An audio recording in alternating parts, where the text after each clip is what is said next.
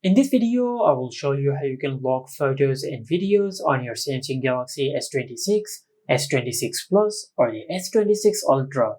Now to do that, first of all, just open the Gallery app and go to the Pictures section. Now from here, just select the photos and videos which you want to lock.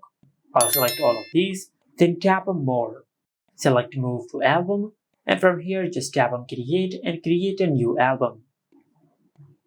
Now after you give a name to your new album, then tap on Create.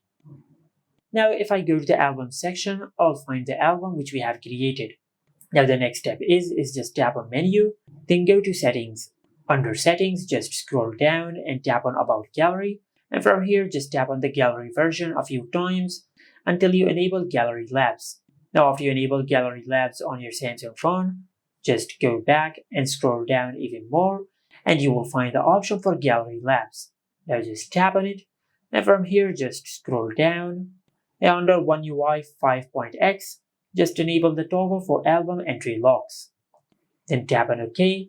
Now after you enable this toggle, then just go to your home screen and open the quick settings. Now just tap on the power menu and select Restart. Now just go back to the home screen and open the Gallery app.